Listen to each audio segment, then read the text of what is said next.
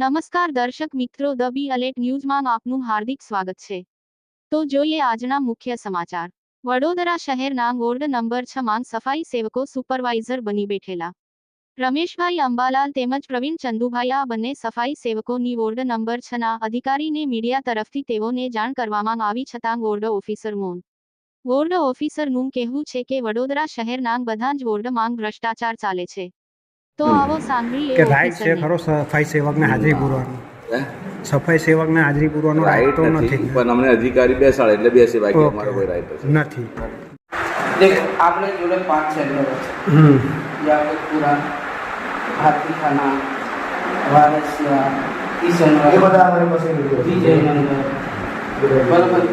આમાં અમારી પાસે એવું છે ને કે કયા વોર્ડમાં શું ચાલે છે અમને ખબર છે, પણ એક એક કામ કરવું પડે. અમારે બી તો 4 હાથ નહીં થાય. જેવું તમે કહો છો કે અમને માણસો મૂકવા પડે એવી રીતે અમે કામ કરીએ છીએ. તો તમે સાહેબ કમિશનર સાહેબને આ રીતની વાત કરી હશે કે કોઈ લેખિતમાં આપેલું કે અમારી પાસે માણસો નથી, તમે માણસો અમને આપો? તમે એવી તો રજૂઆત તો કરી હશે ને?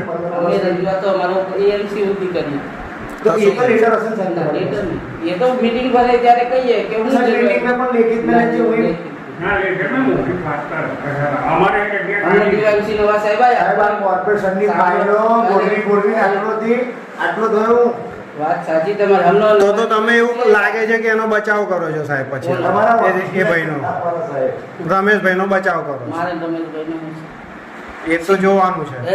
તો એક બાઈટ આલ દો ને, કાં તો અમને કાં તો લખાડે કે ભાઈ અમારે અહીંયા પૂરતા માણસ નથી એટલે સફાઈ સેવકોને અમારે રાખવા પડે છે. એ તો બધા વોર્ડમાં છે.